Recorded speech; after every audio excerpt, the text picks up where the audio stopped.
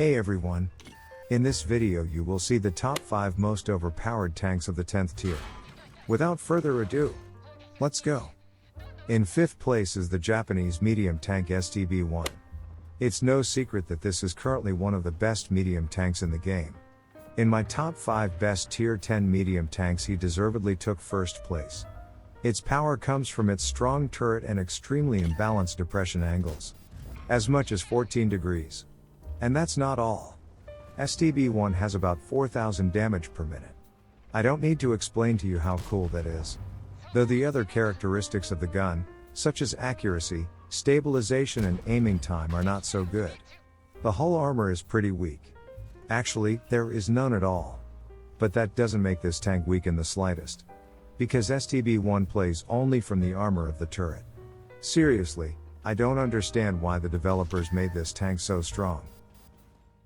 In 4th place is the Soviet assault tank destroyer, Object 268-4. This Soviet monster has a rare combination of armor and mobility. And its armor is very strong indeed. Just think about it. The frontal projection has armor that is impossible to penetrate even with premium shells. Yes, there are 2 vulnerabilities, the bottom part of the hull and the hatch. But it is pretty small and hard to hit. The armor of sides is also very good. Especially considering the 30% suspension durability in the field modification. Object 268-4 is one of the few tanks that can afford to roll out in the open on the enemy. Good mobility helps it to do so even more effectively. Undoubtedly, there are no perfect tanks in the game, and this tank is no exception. Object 268-4 paying a piece the firepower for its good armor and mobility. The gun here is pretty weak, as for a tank destroyer. In 3rd place is the British heavy tank, Super Conqueror. This tank took first place in my top 5 best tier 10 heavy tanks. And it's not surprising at all. After all, the Briton combines an awesome gun, excellent armor and good mobility. Yes, you heard right. After all, if you use a turbocharger, Super Conqueror turns from a slow turtle into a brisk heavy tank. There is not much to say about the gun, just the best gun among all tier 10 heavy tanks. Accuracy, stabilization, aiming time, and damage per minute are all excellent. However, there is a hatch that has a steep tilt angle but is penetrated by heat shells. The hull and sides armor is also very good. The only vulnerability is the bottom part of the hull. To summarize, Super Conqueror is now the most universal tier 10 heavy tank, and thanks to its balanced characteristics it feels confident on any maps. In 2nd place is the Czech heavy tank, VZ-55. Now you will ask, how is that? You said Super Conqueror the best heavy tank. Don't panic, it's quite simple. Super Conqueror, a versatile tank, with balanced characteristics and has no pronounced weaknesses. And in this video, the priority is given to tanks that have a set of imbalanced characteristics that allow you to dominate in certain situations. VZ-55 is just such a tank.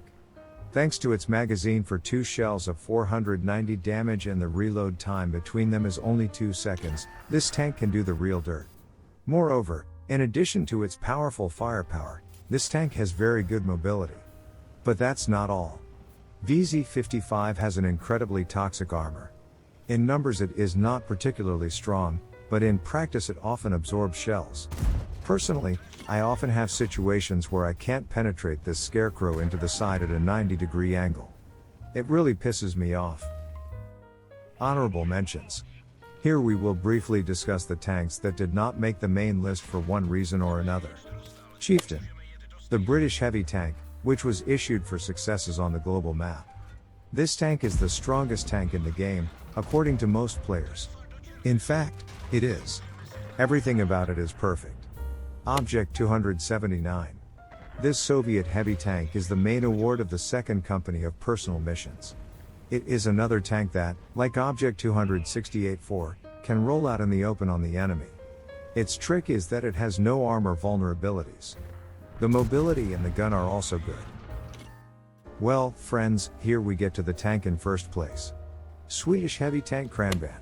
This tank has a 3-shell magazine with 440 damage per shot and a 2.7 seconds reload in between. It would seem to be nothing serious. And the full reload time is only about 19 seconds. Now that's pretty impressive. For example, the T-57 Heavy with its imbalanced magazine has only about 3,400 damage per minute. This is, of course, better. But T-57 is quite slow, and with weak armor. And the accuracy is pretty mediocre. And Cranban gun has 0.3 accuracy, excellent stabilization and aiming time. The Swede's mobility is also much better than that of most heavy tanks. Isn't that enough? The developers don't think so. That's why they gave it the strongest turret in the game, which is impossible to penetrate. And a 12-degree depression angle of the gun.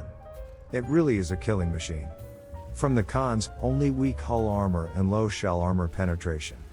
But you can put up with them. Well, thank you for watching this video to the end.